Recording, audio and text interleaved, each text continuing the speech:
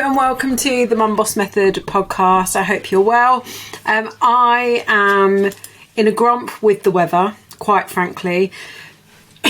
Excuse me, because it's freezing in my house, firstly, and the weather is just completely bipolar today. So I've just looked out the window because I needed to close the blinds to record this, and it is beautiful sunshine and blue sky, yet so far this afternoon it's been windy and rainy and disgusting, and like I say, I am freezing in my office. So I've got myself a cup of tea and let's get on with this podcast. You are here listening to a Mum Boss at Home community check-in.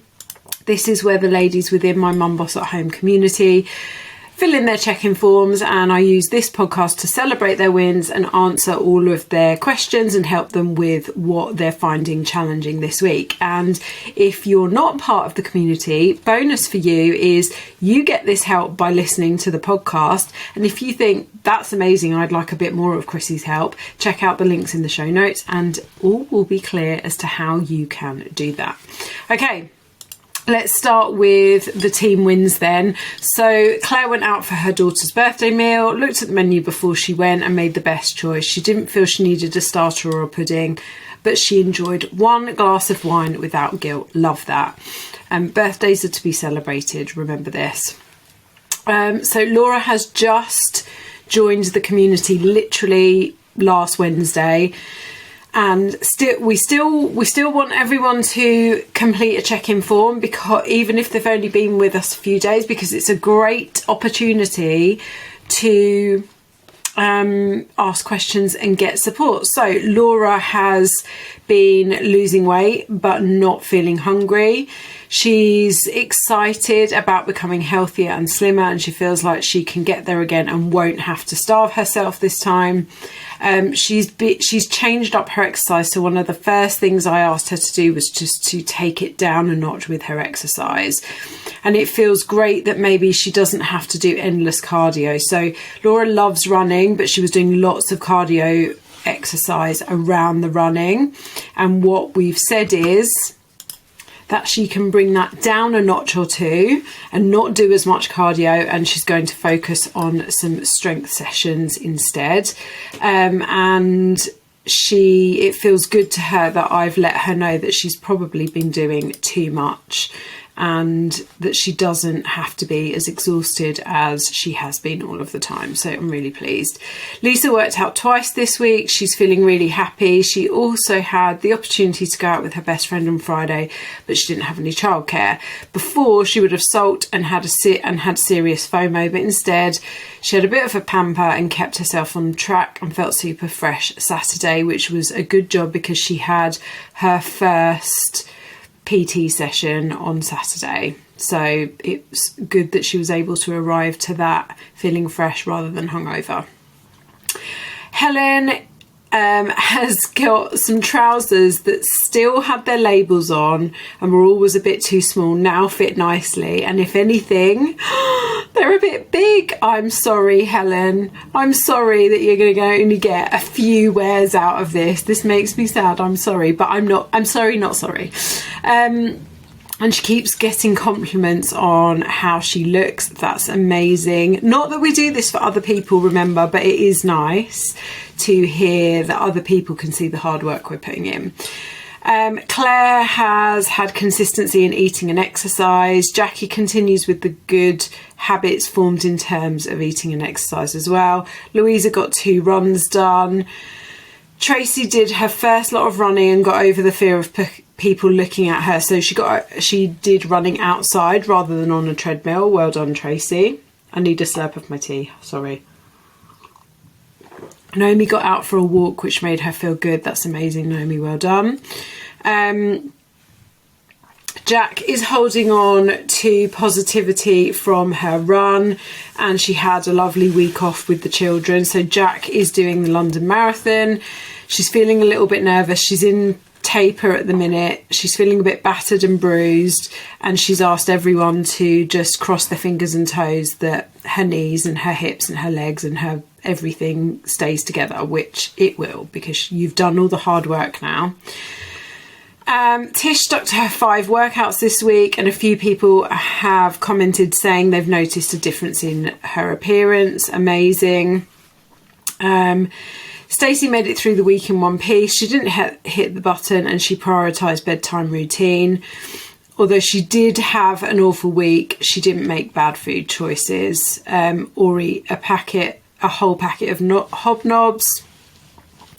And she spent several hours in the garden today to break up her negative cycles and reset for the week, because that's something that Stacey really likes to do, is get out in her lovely garden. Sophie averaged over 10,000 steps per day and kept up the workouts, even with an injury, which we'll talk about a little bit later, before she would have used it as an excuse to stop moving. So well done. Janet's realised that she's been relying on her previous levels of fitness and health to get her through, so that's a big realisation for Janet. And Emma is back in the full swing of things at the gym and absolutely loving it finally, and she's seeing her body changing too. Amazing, good job. Okay, so we've got some challenges and some questions now. So this person has said that they have found it hard to get back to work after the Easter holiday, so they went back last week. It's been really stressful. She's found that although she's slept really well, her energy levels have been really low, and she's felt really drained when she finishes work because of how stressful work is, and only managed 1 workout this week because all she wanted to do was get home and work and zone out in silence after work. Okay. So my answer to this is it's really tough when work is crazy and energetically draining and busy. Okay, so when there's a lot of emotional stuff and stress going on as well. So my answer to this is and I think we were working on this, me and this person, a few months ago. So how can you make sure you get that zone out time in daily without it taking up your whole afternoon after work? So, you know, for me, my zone out time is my dog walk and my reading before bed. And at least one of I have to walk him twice a day. At least one of those dog walks is without my AirPods in. I don't listen to anything. I just take in nature. And then I religiously read before bed, because it is one of the best ways for me to just relax and get sleepy. So how can you do that? The other thing I want to say is, you know, you should still listen to your body. That's important.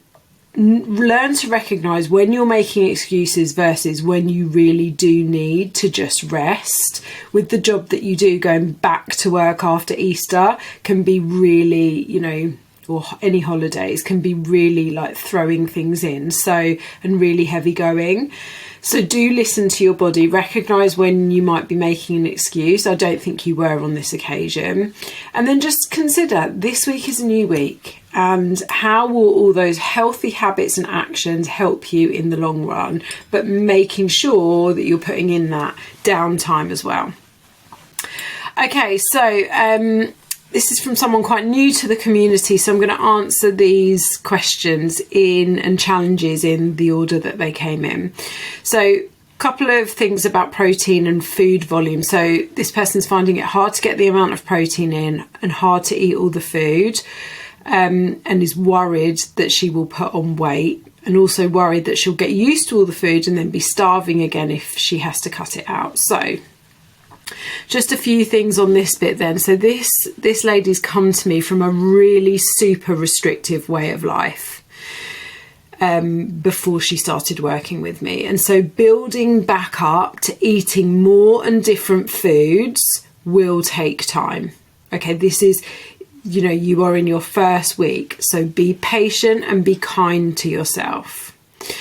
So protein is always tricky to begin with, and this is why there is a protein cheat sheet on everyone's Everfit. You have access to that protein cheat sheet. I need a slurp. I love tea.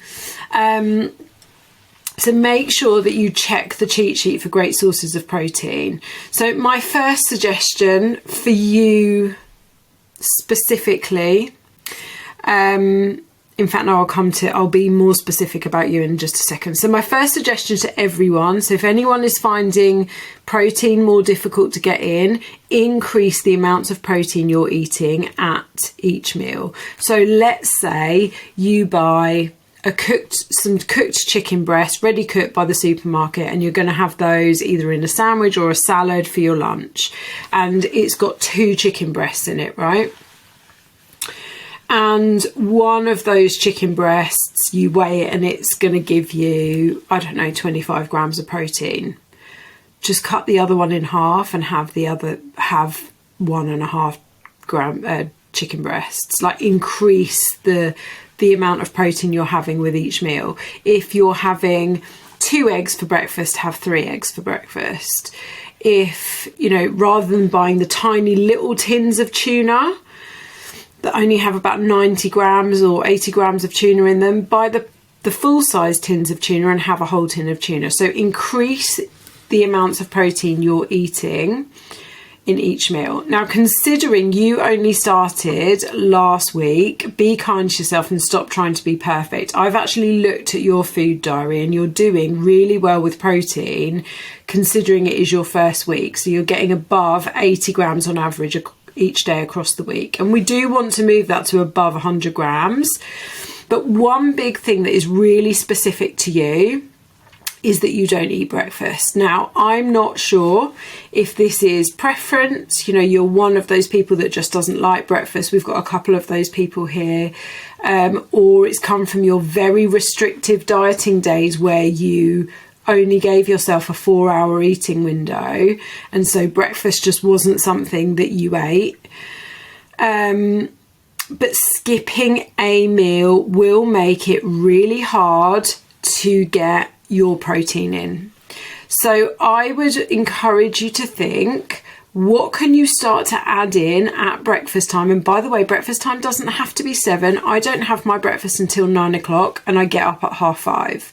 But what can you start adding in, even if it's not a full meal? So could it be a protein shake? Because one of the other ladies in here really isn't a breakfast person either.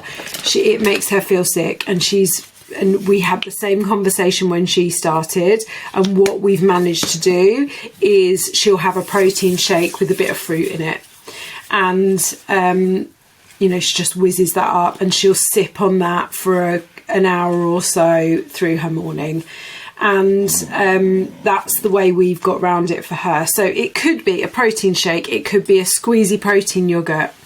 Both of those would give you 20 grams of protein in the morning and take you over your average and over 100 grams a day. Okay, so this is for you specifically. This is why you're struggling with not just getting protein but also hitting your calories, because like I say, I've looked at your food diary and you are quite a bit under your calories most days. So you will struggle to get that amount of food in, because even though you're eating more than you were before, you're still not eating breakfast. So in effect, you're still time restrict feeding. I'm not going to call it intermittent fasting, it's time restricted feeding. So you are still doing a version of that. So I really encourage you to think, like, how can you just get something light in for breakfast and we can build it up from there, because you will then be able to get that protein in. Okay, so you're worried that eating all this food will make you put on weight, and then you're worried about what might happen if you have to cut it out. Okay, so remember, you're currently in a calorie deficit because you want to lose body fat, and that calorie deficit that I've set you is roughly about 500 calories when you eat the right amount of calories. Okay, so when you get to your goal, let's say in a year's time, when you get to your goal, you will have an extra 500 calories to be able to eat every day. Now, I just want to say to everyone, and I've got a post going out about this later in the week actually, that women come to me and they want weight loss, and that's great. But actually, one of the hardest parts of this journey is not the weight loss. Once you understand how to do that, once you can get over your emotional eating or your food fears, or, your binge eating, or change your habits, actually the hardest part of this whole journey is maintenance. Because then what you're doing is you're marrying up these new habits that you've learned and a bit of additional food, and life goes on, right? So learning how to manage maintenance and understand that maintenance might be that you are a couple of pounds either side of your, I'm going to say this in inverted commas, goal weight, because I don't really like goal weights. That takes work and takes practice and takes support. So one of the things I always say to people when they say, oh, I've hit my goal weight, that's great. If you have a coach, if you are on one of my programs, or if you just happen to listen to my podcast and you're not part of one of my programs and you decide to work with a coach, me or someone else, I encourage you to consider still working with that coach when you get to the point of maintenance, because that is the part, believe me, because I'm in it at the minute, that is the part that can be really tricky. It's really tricky not to then just go, oh, I've got all these calories to play with. So you won't have to cut this food out if you stick to the habits and the targets that I have created for you. And then when you get to your goal, we will work out what that looks like, what maintenance looks like in terms of your life, okay? Because you can't stay in a deficit for the rest of your life. No one can live in a deficit for the rest of their life, because eventually they will lose so much body fat they will become ill. You are eating, I've looked at your food diary, you're eating lots of fruit, lots of veg, lots of protein. Your food choices won't make you put on weight, but over consuming calories will. And that's what we need to work on with you, is about over consuming your calories, over exercising, and just getting you into this stage where you are not frightened of the food that you're working with, right? You're still scared to eat carbs like rice, bread or pasta, so you need to work up to this. So yeah, we'll definitely work up to this. I think you've watched the nutrition video on Everfit. Remember, you're an active person and you will find your activity so much better if you are fueled by increasing your carbs. So start small, aim for 1 meal a day, so to include the carbs, so rice, bread, pasta, potatoes, couscous. I saw that earlier in the week you had jacket potatoes, great, but let's start introducing some of the grains. Don't forget, fruit and veg are carbs too, but I'd like to see you to start increasing those carbs and adding in some grains as well. Now, this person also said that they went bowling with the kids on Sunday night, looked ahead at the menu and it's all burgers and pizza kind of stuff. So they decided to have a panini, and still feel this is having to stop doing something, but think they could still eat it and still have lost weight this week as they lost 6 pounds. Okay, so eating out can be challenging, especially somewhere like a bowling alley where it is going to just be burgers, chips, pizza, all of that kind of stuff. You're absolutely right. You could have eaten one of those 1,300 calorie meals and still been in a calorie deficit and still been fine this week.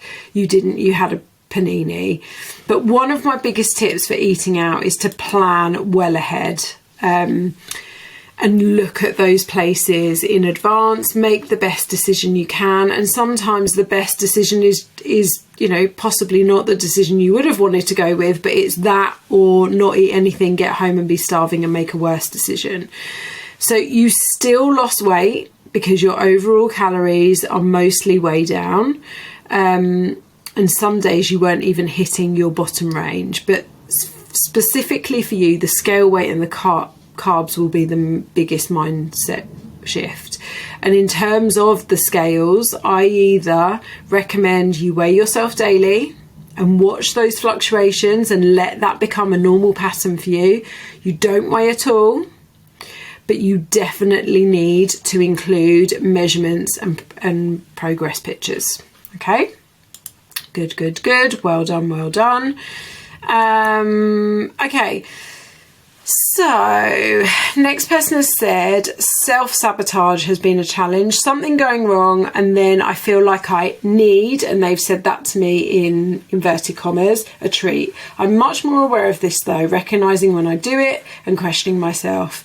I'm also struggling with tracking, but I know that it keeps me on track. So, my points here are, let's look at the self-sabotage first. I need a slurp.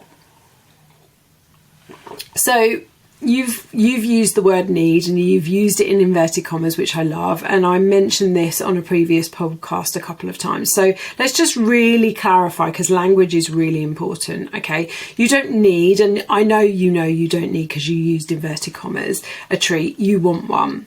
So try to remember to use that language with yourself, as it's really helpful when you want to challenge yourself. Okay, so something goes wrong and I want a treat, versus something goes wrong and I need a treat. So when we use the word need, we're almost justifying it for ourselves ahead of time, right?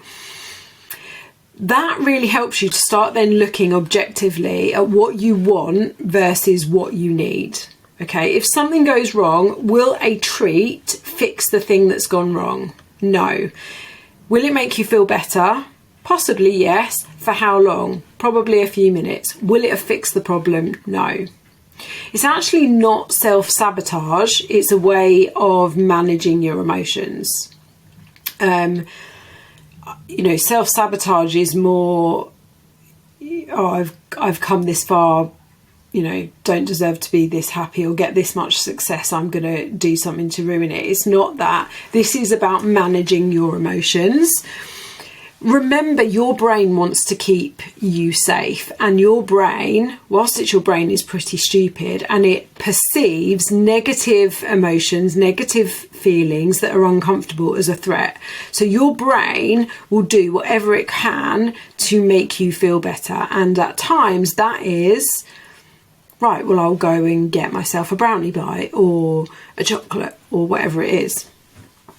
So actually, what I recommend you do is lean into those negative feelings, lean into what's going on.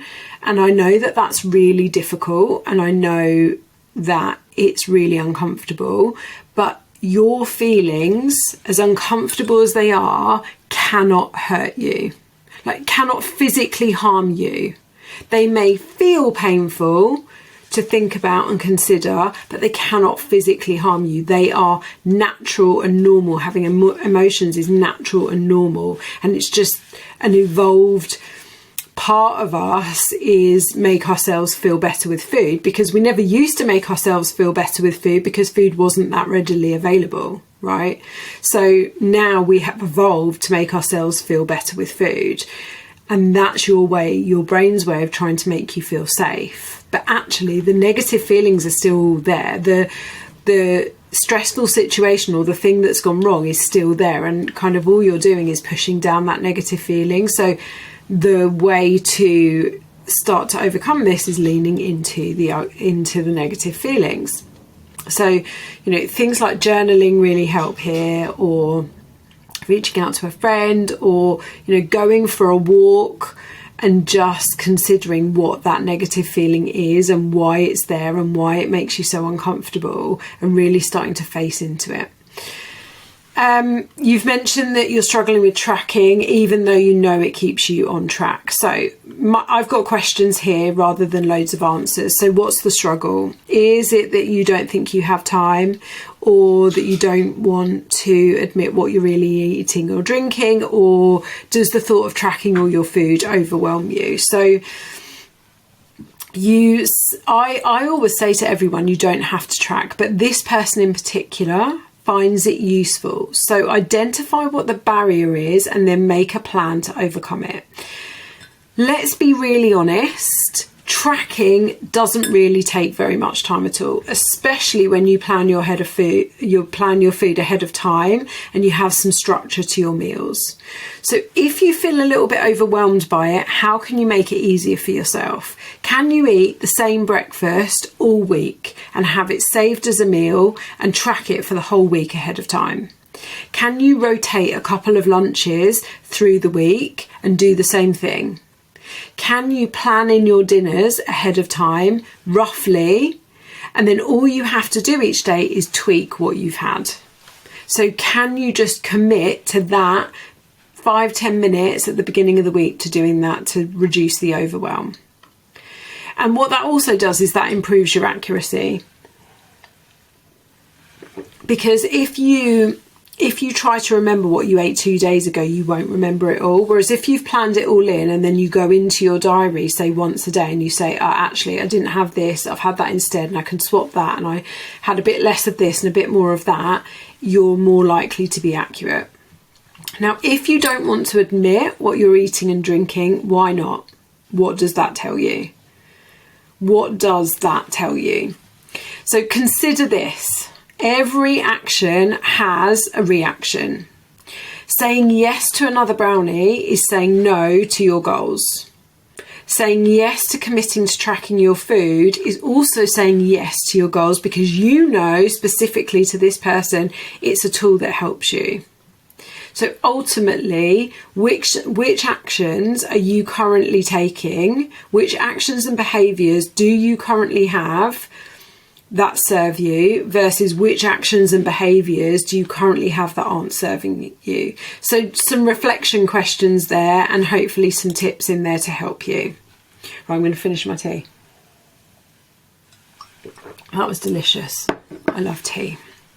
Okay, right, another protein question. Getting enough protein in as I'm dairy free. So there are plenty of options for protein outside of dairy. So you've got meat, fish, seafood, vegan and veggie protein options. So check the protein cheat sheet for ideas. There's actually only one page of dairy on that. I think it's a 4 or 5 page document. So there are loads and loads of alternatives on there. Make sure you get the protein in with each meal. So I checked your food diary. One of the days, as an example, you had Marmite on toast. So I'm not sure if you need to be egg free as well as dairy free, because some people class eggs as dairy, some people don't. But my suggestion, instead of having Marmite on toast, would have been to have had eggs on toast. Look at things, if it's a time thing, because I know that eggs on toast can take a bit of time to prepare and eat. Look at things like turkey bacon, so turkey rashers. They take, I think, something like a minute or 90 seconds on each side, which is pretty much, not much longer than it takes to toast your bread. And you could make a bacon sandwich that would have almost 20 grams of protein in it if you use 3 turkey rashers. I think that's like 18 grams of protein in about the same time as it would have taken you to make that Marmite on toast. So then looking at your lunches, I would say increase your portions of protein. You're actually getting over 100 grams, which is great. We want to move you up a little bit. But for example, you've got on there one day you had chicken slices for your lunch, maybe in a sandwich. Just have more chicken slices. Okay. Okay, so one of the ladies didn't plan well enough. Her child was sick. She was missing some ingredients for the meals that she planned in some walks but didn't take them, regretted it, had a headache because of too much screen time, which she then used as a reason to not do a variety of things. So it was the summary of which she put, I spent a lot of energy going round in circles of being negative, talking myself out of the negative, making an excuse and then being regretful and back to negative. So negative cycle, negative cycle, negative cycle. And I want to encourage this person here to take some dramatic action and make some promises to yourself, okay? Because self-care and prioritising yourself needs to come into play here for sure. Why are you making those excuses? Is it because prioritizing yourself is the harder option over the other things that you need to do? What's the alternative? So good things, your goals are often hard. There's very little in life that is easy or free. And then the other message to this person is remember your why. And you also asked for some suggestions of podcasts on reframing and negativity. So episode 98, You Are Not Your Thoughts, and episode 123, How to Make Your Bad Days Better. They're the ones I want you to listen to. Okay, next one. We had, why can I not? Yes, I can. We had friends come to stay this weekend, which meant more food than normal in the house, and also meant some alcohol, which pushed me over my calorie goal for Friday and Saturday. I tried to keep these minimal and logged everything as I was going to stop the F it mentality. So I just wanted to read this one out really because I like that you're keeping yourself accountable. We want to spend time with our friends. We want to be sociable, but we can't constantly use social occasions, friends coming over, this, we can't constantly find excuses to go over our calories if we have a fat loss goal, if we have a health goal.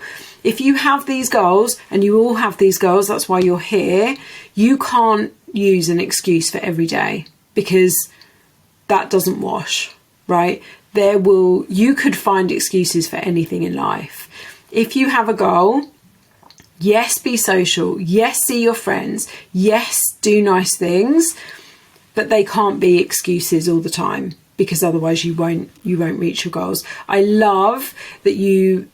particularly love that you logged everything, because it stops that mentality of, oh, well, I've screwed it now, I may as well carry on. Love it. Well done. Being abroad and my birthday, I just wanted to relax my food requests a bit to accommodate everyone else. Listen, I think being on holiday where it's your birthday is something to celebrate, not something to feel guilty or upset about.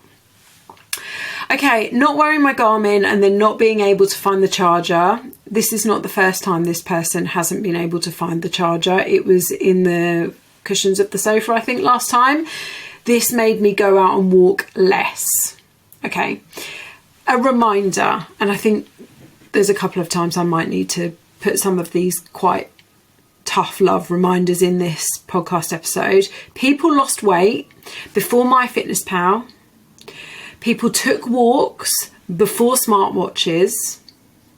People did workouts before Everfit, and people did all of these things before any of this technology was created. Okay, so we need some habit stacking here.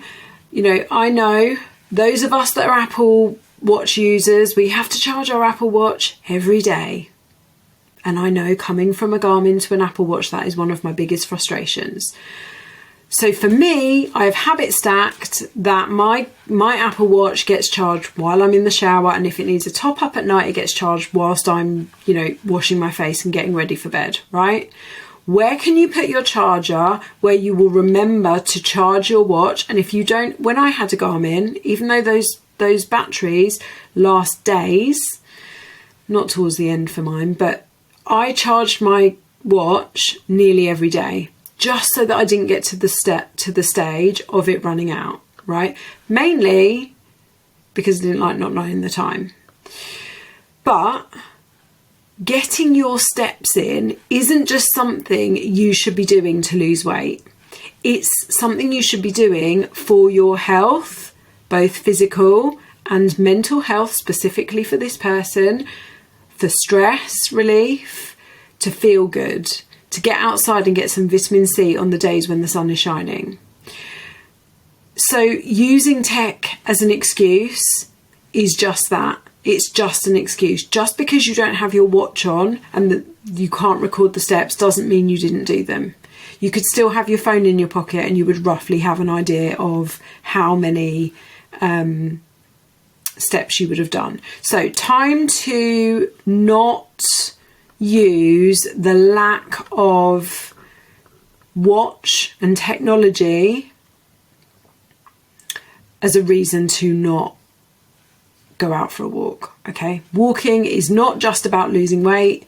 None of this, apart from your calorie deficit, none of what you're doing is just about losing weight. It's actually about health and being healthy and living a long life and being around for as long as possible. The calorie deficit is what gives you the weight loss.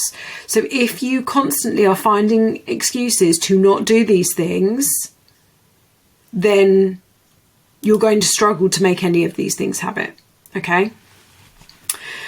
I feel like I'm becoming obsessed with the scales. No, not body scales, but kitchen scales. I weigh every single thing out. No one else can prepare my food unless it's all completely weighed. If I haven't weighed properly or I make a guess, I feel I've failed myself. How do I change this mindset? Okay, this is not where we want you to be at all. And we're going to work on this together because you're joining my one-to-one program from the 1st of May. Yay! And what I want you to think about is think about the things that are helpful to weigh out. Okay, so even if I'm not tracking, I still weigh rice, cereal, oats, pasta, because those things are really hard to free pour. But if you went to a friend's for dinner, they likely won't weigh or tell you the weight of their of the food, even if they did. If they were following a recipe, they're still not going to tell you. So a really helpful tip here is to start learning to eat to 80% full and noticing what that feels like for you, and then selecting what you might leave behind on your plate to get to 80% full. Now, we had this conversation at the dinner table, I think it was Friday, with me, my husband and Charlie. Okay, so we were talking about what on your plate do you eat first?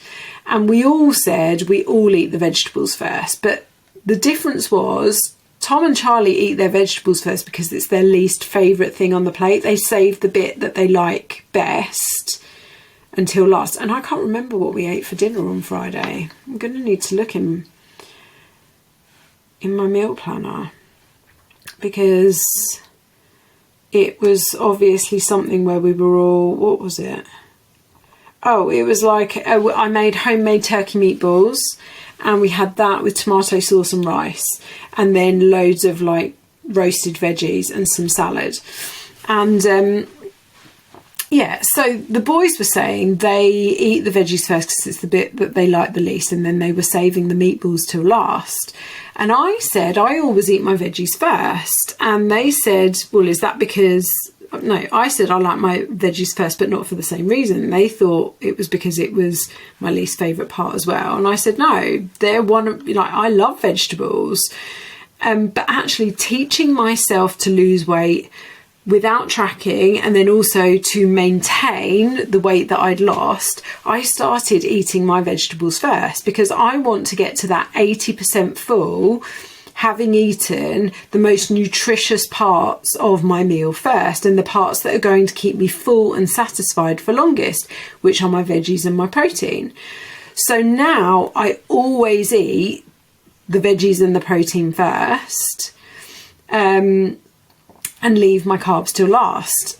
And that's especially helpful when you go out to a restaurant, and sometimes when you go to other people's houses, because carbs tend to be the bit that fills up the majority of the plate. When you're out for dinner, that's because the carbs are normally the cheapest part of the meal. So they fill you up on carbs and they give you less protein and vegetables. Like, think about it. When do you ever get a 40 or 50 gram portion of rice in a restaurant? Never. Like, it's normally the biggest part of the meal. So I always try and eat the most nutrient dense part first. Of course, I still eat the carbs, and I talked about this last week. We talked about in the WhatsApp group over the weekend. I still eat carbs with every meal, but I'm likely to leave that if I get full before I'm finished, apart from on a roast dinner, because everyone knows you need to, have a bit of everything on your fork with a roast dinner. So yeah, just saying. Okay, so someone has said, I love this one, feel like I'm finally turning the corner with my lifestyle, and having my daughter say that I look happy has really helped me to see this is the way forward for me. I feel like I've had a near perfect week. How do I stop myself from sabotaging this? And there's a couple of things. So you say you've had a near perfect week. I don't want you to think that the last week is the only way weeks can be, because we know life isn't like that, and that we need to be really realistic. Okay, that's the first thing. So if next week or this week now doesn't go the same as well as last week, don't beat yourself up. But the next thing I want to say is write it down, celebrate it in a way that's in line with your goals. Share it, plan how you can do it again next week. Write down how it makes you feel to have your daughter say that, how it's made you feel to have this week, so that you can constantly refer back to it. Because what you do that makes you feel this way, you will continue doing it. Once you start to see and feel results, you will continue to do these things. Okay. I'm eating loads of eggs. Is there any other low-fat protein snack you would recommend? It doesn't have to be low-fat is my first thing. Don't forget, fat is bad. Yes, fat has twice as many or over twice as many calories as protein and carbs, but fat isn't bad. Maybe you meant low calorie. This is a great question for the WhatsApp group. Because everyone snacks on different things, and actually I rarely snack, so I'm useless at snacks. My husband snacks, so I always have to buy him snacks, but everyone is different and everyone has different tastes. But my first tip is actually, if you're finding you need snacks in the afternoon, increase your protein at breakfast and lunch. Because then if you snack in between, say lunch and dinner, it doesn't necessarily have to be a protein snack, because you would have already hit your protein with your breakfast, lunch and dinner. So you could snack on some fruit, or you could snack on some veggie sticks and dip or something like that. So yeah, that way you are... If you're increasing your protein at lunchtime and breakfast, and then you're having enough of it at dinner, you'll hit your protein goal, and so you don't have to rely on a protein snack in the afternoon. You could just have some fruit. I know that this person typically likes to have things like feta and stuff like that at lunchtime, so I'd make sure that you're including some of the more dense sources of protein like chicken, fish at your lunch as well. But just off the top of my head, some things that are really useful: Baby Bells, jerky. I mean, I can't bear that stuff, but I know lots of people love it. Protein shakes, protein puddings, protein mousses, protein yogurts, protein bars. Some of those can be quite high calorie though. Cottage cheese and veggie sticks, deli meats or vegan alternatives. Something that I used to do for Charlie quite often is just get like a slice of deli meat and a little bit of cheese and make it. I got this from when I used to live in Canada. We called them turkey cheese roll-ups. And that's quite nice. Things like cheese and apple are really good.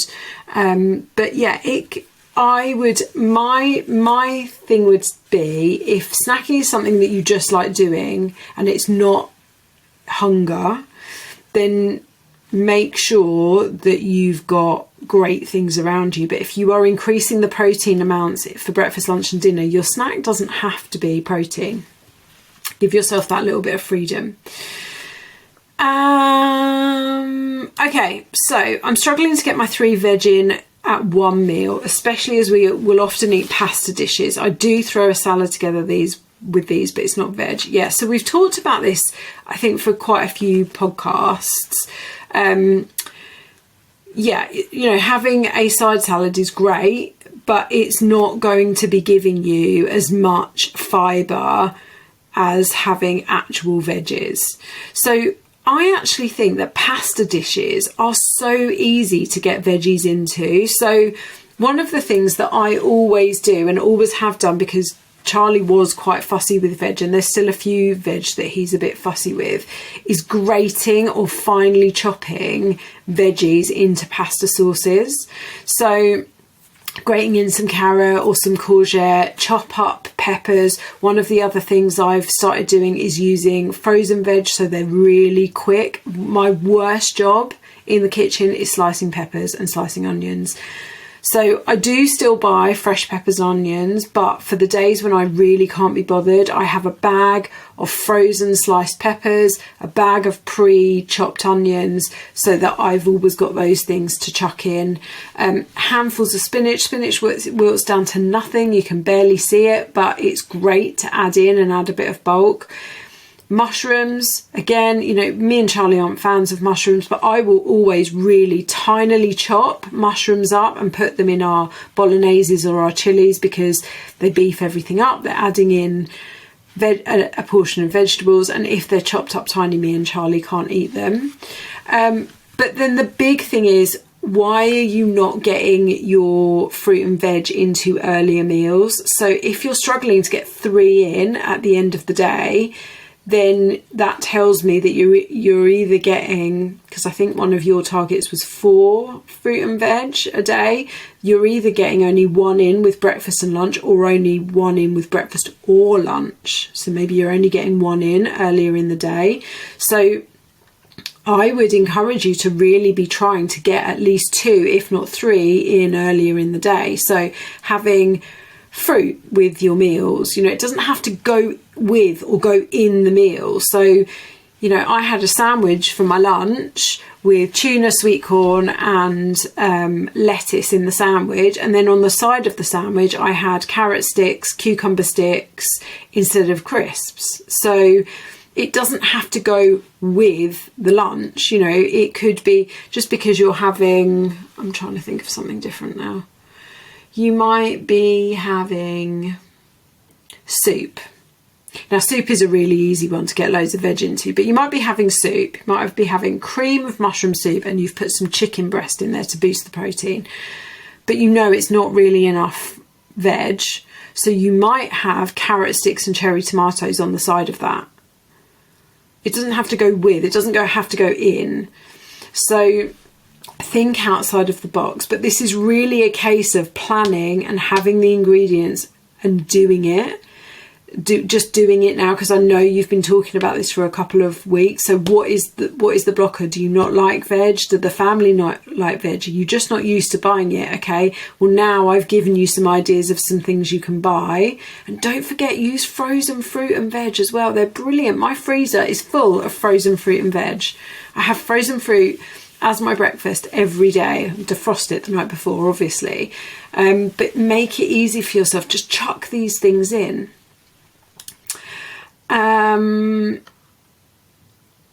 What else have we got?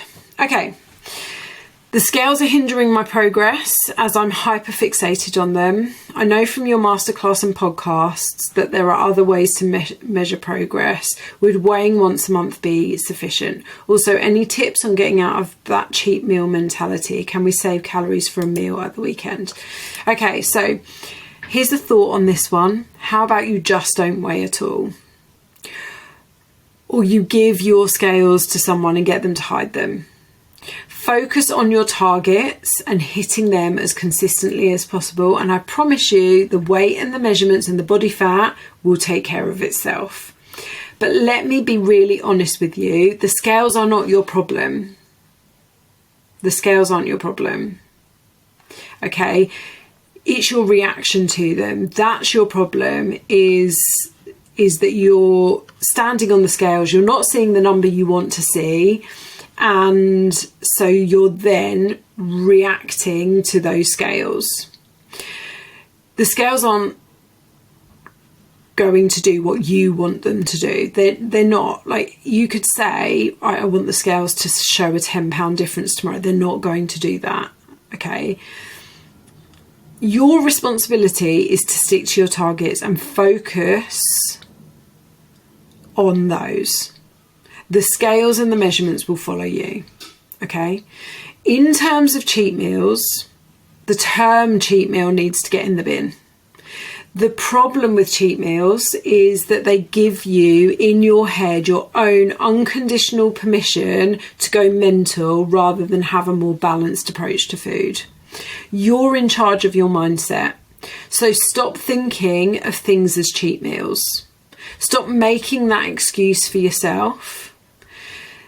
Stop using that as your excuse for indulgences or your untracked meals and your bits and pieces here and there. What are they a treat for? What's a cheat meal a treat for? For tracking some of your calories? For working out? What's it a treat for? So here's some approaches for you. But I think that some of this is about just putting that term in the bin. And also for you, because I have looked at your food tracking, I have looked at your food diary, and you admitted a little while earlier on that there's bits that you're not tracking through the week and you're just thinking, oh, I'm sure I've got room for those. There's this either track or don't track. Because your point of I'm tracking most stuff, but then I'm leaving like a buffer of about 200 calories, but I could be going over it. Either track or don't track. Because what you're doing isn't working. It's not helping your mindset. Okay. So some approaches. Number one, spread your treats out through the week so that you don't get to one day of the week and want them all because you've not had anything all week. Use the 80-20 rule. So again, we talked a lot about this in the WhatsApp group over the weekend, but 80% of your food on a daily basis should be nutrient dense, high in protein and in line with your goals. And by the way, some days that might be 90%, some days it might be 60%, but it should average out to 80 to 90% of your food should be in line with your goals. And the other 20% can be the stuff that brings you joy. So if you use the principle of spreading those treats across the week, you could actually plan in your treats.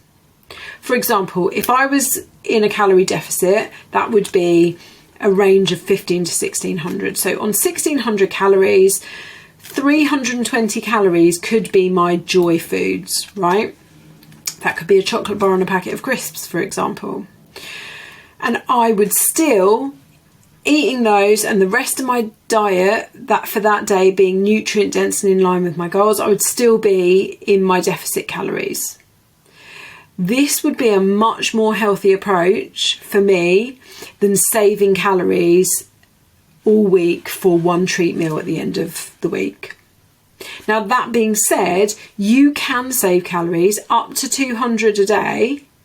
But if you're not accurately tracking your calories, how can you know that's what you're doing? And I've already had a conversation with this person because they're not accurately tracking their calories.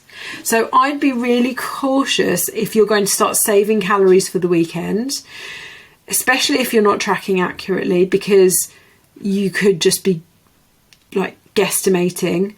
But also it encourages a bit of a binge restrict mindset. And similarly to the scales, I don't think the cheat meal is the problem.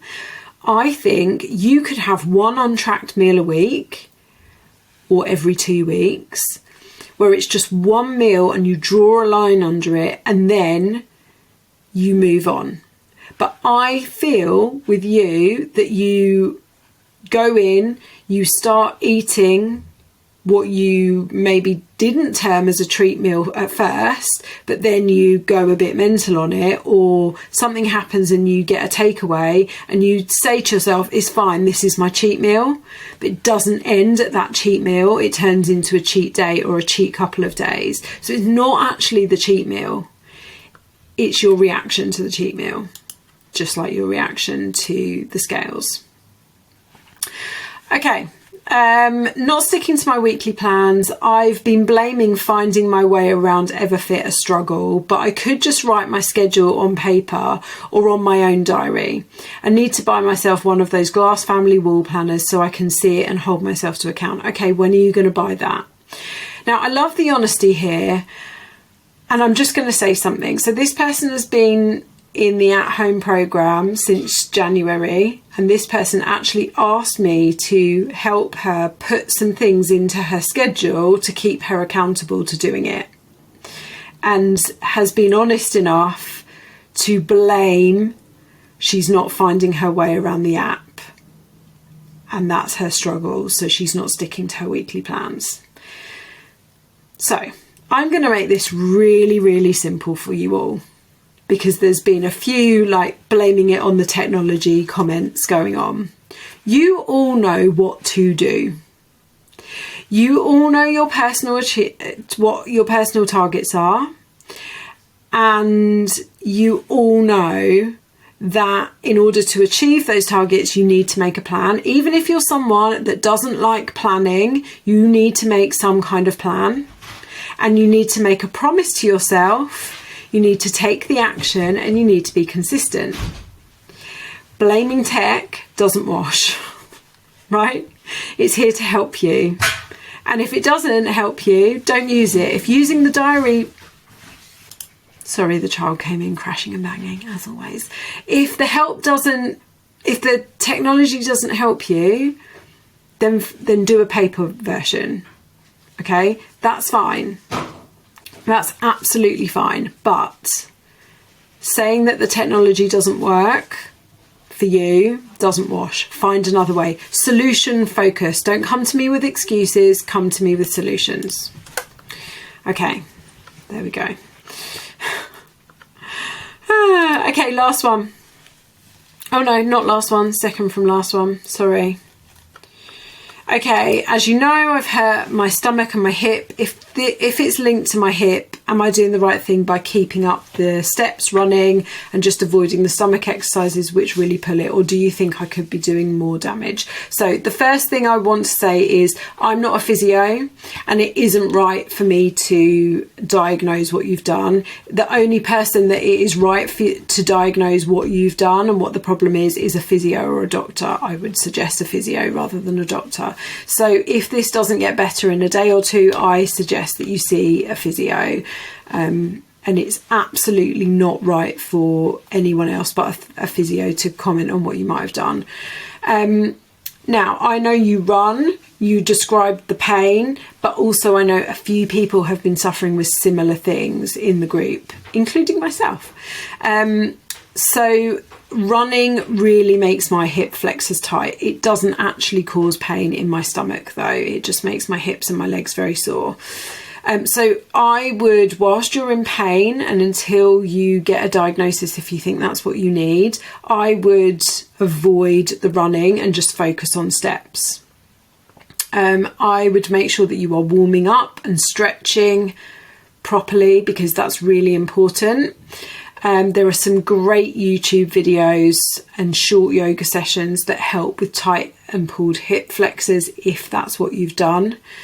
And I'd give yourself a few days rest, just focusing on steps, stretching, yoga. And if it doesn't stop, I'd go and see a physio. And then going forward, I consider your balance of running versus weight training sessions for your goals in particular. But get yourself sorted first. Okay, last one. Any tips for managing stress when things are really tough? What does self-care actually look like? So really great question. So stress is often a reason that people use of why they haven't done something, when actually it's a reason to do something, especially when it comes to the habits that you've been set within this program, when it comes to improving your health. Okay, it's really hard to answer the question of what does self-care actually look like because it's so individual. So for me, my morning routine is self-care. Getting out for a walk and getting my workouts done is self-care. Eating to the 80-20 rule is self-care. Minimal alcohol for me is self-care. Getting to bed on time and not spending too much time scrolling is self-care. Some of the less tangible things is setting boundaries and saying no, not working after 8 p.m. at the very latest, not doing things that please others when they don't really fit in with me, getting an early night when I need one, which is going to be tonight after my 3 a.m. wake up, stepping away from things that cause me stress. And I don't mean going, you know what, I'm not dealing with that anymore because it causes me stress, but actually physically saying I need to step away from this for 10 minutes.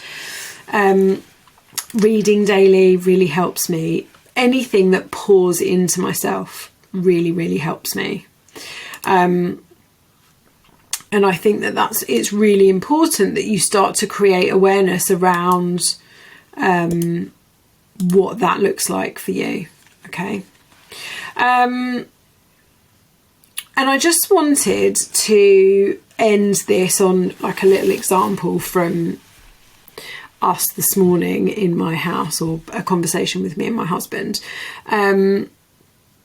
because there's been a lot of talk around kind of all or nothing here, you know, cheat meals, keeping yourself on track, not hitting the button, okay, and responding versus reacting, okay, and 80-20 as well. So I just want to give you an example, right? If you eat 3 meals a day and 1 snack for the next 30 days, that's 120 meals, right? Now, if you apply the 80-20 rule to that, 96 of those meals should be in the 80%, and 24 of them can be in that 20%. Now, that does not mean, right? That does not mean that if you've got a calorie target of 2,000, 20% of 2,000 is 400 calories, right? If you have a fat loss goal, the most important thing is staying within your calories. Yes, we need balance, but what we don't mean by the 20% is that for 24 of your meals, you are going absolutely crazy, right?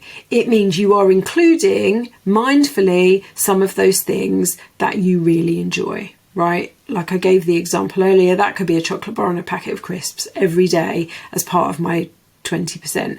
Does it mean I could drink a bottle of wine every day? No, because a bottle of wine is 600 calories, so that would be taking me over my calorie deficit, right? Now, I've got a calorie deficit of 500, but so I actually would still lose body fat, but it really gives you a slower progress. Now, I was talking to my husband about this. I'm sure he's not going to thank me for sharing, but this morning he was talking to me about what's gone? I'm really sorry. It looks like my recording has stopped, in which case I'm going to be really upset if I have just recorded this whole thing and not recorded, but never mind, we'll look at that. This morning I was talking to my husband about you know, exercise and fat loss and stuff like that, because he wants to shape up a bit for summer. Nothing wrong with that. But on Saturday he went out with his brother. Now look, it was his Christmas present from his brother, and they were out from midday. He didn't get home till midnight. Okay, not all of that was drinking and eating, but a good portion of it was drinking and eating. And I was like, you were drinking beers, you were drinking cocktails, you were drinking shots, you were pretty hungover yesterday, and you ate a 3-course meal, and I'm sure you probably ate something in the evening because you would have been hungry. You know, that is really easy. In that one day, it is really easy for you to knock out your calorie deficit. Yeah, you might sit at maintenance, but it's really easy. That whole day is not 20%. Yes, it was a special occasion, but if he was doing this twice a month, that's not, you know, that's 50% of the time he's knocking out his calorie deficit. So, you know, what I don't want everyone to do is calculate their 20% of calories and be like, well, hey, it doesn't matter about this. It does matter. If you have a fat loss goal, you still need to remain consistent, but that 20% can be a bit more enjoyable. It can be some of the more, you know, the foods that you really love. I hope that makes sense. What I hope even more is that Loom has not cancelled this recording, because I will cry. But we'll see. Have an awesome day.